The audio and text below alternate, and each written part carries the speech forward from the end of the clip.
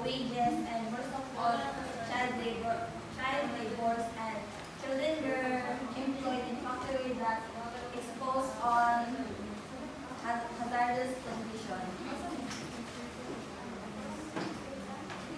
What are the different of working conditions? Working conditions compromise the multiple aspects of the workplace, such as the structure of the workforce, physical environment, working time issues, organizational environment, job content, and job control, social environment, and psychosocial risk and work-related outcomes. The structure of the workforce consists of a sector, affiliation, employment status, and size of the organization. So, working condition is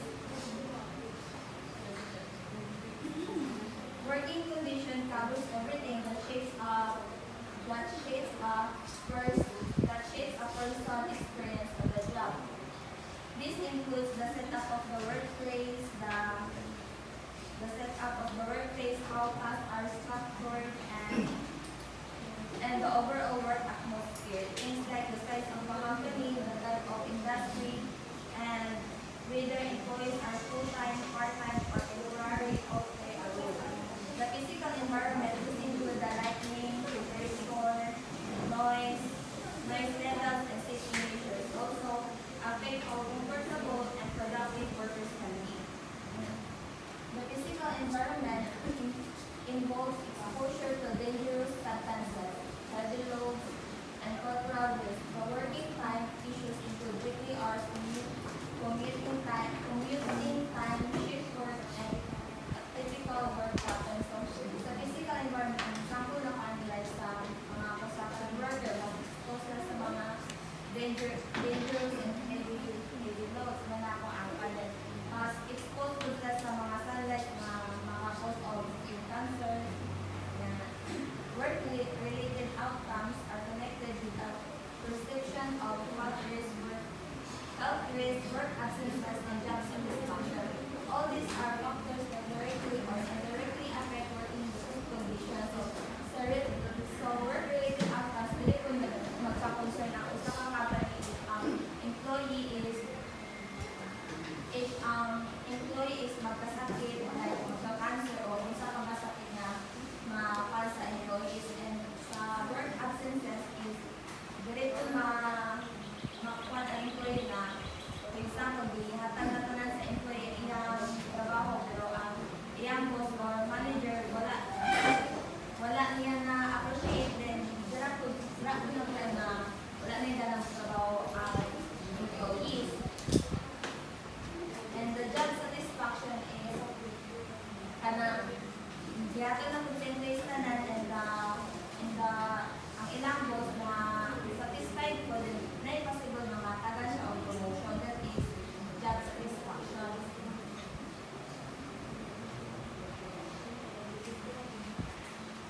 Right?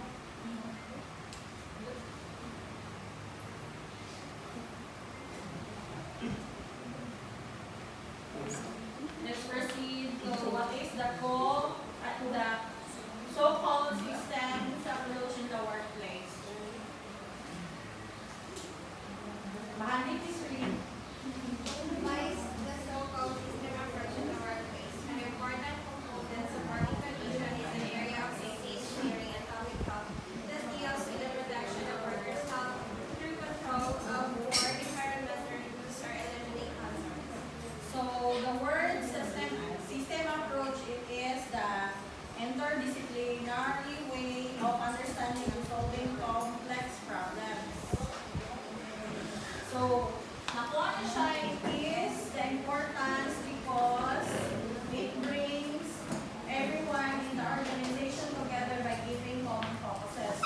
Just like, for example, you are in a different organizations or a department, then I'm also sa company. So with the help of system approach, dili mo mag-iyahan when it comes to problems. Unity ang mga focuses. Gets on nyo? Yes. Next. What is the non-physical environment? So the non-physical environment states it is the intangible intangible. Ang imuhang imaginations, thoughts, and expressions.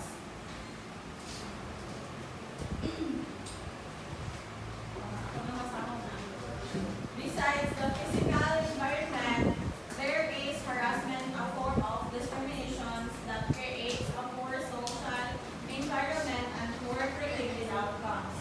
Harassment is not a minor irritation that has marginal and negligible consequences. So, physical environment is in your thoughts, expressions, imaginations. Dayon, kuha na example na is kanang communication styles within the organization.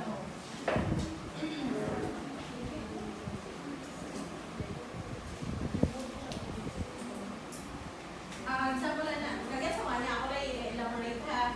Kabantay mo ato pandemic, di ba ito online class man? That is one of the example of physical environment and non-physical environment because non-physical environment is intangible. Physical, expressions, imaginations of thoughts. So, through social media platforms, makagain mo through imagination ninyo, inyong thoughts, kabanin media, etc. Through communication style. Etc. So, another example, sige,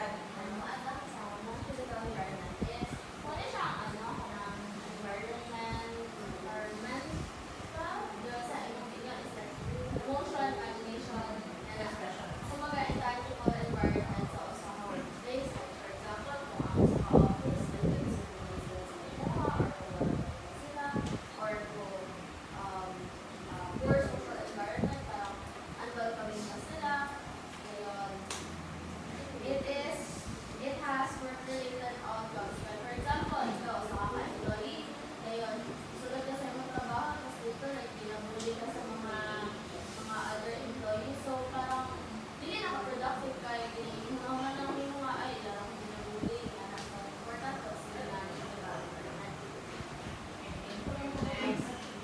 Gets right? What are the ethical principles that are considered relevant in the workplace? That the employer provides good working conditions constitutes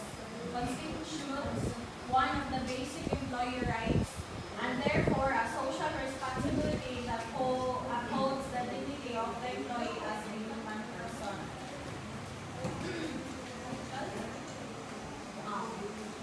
We all know that what is ethical, di ba? What is relevant? So, the ethical principle, it is the fundamental guidance that help determine what is morally right and wrong through the respect, the professional behavior, the honesty, fairness, and loyalty. Just like, for example, kung example ni Ago last is discrimination, still right, ethical principles that build in our case or in one organizations. Your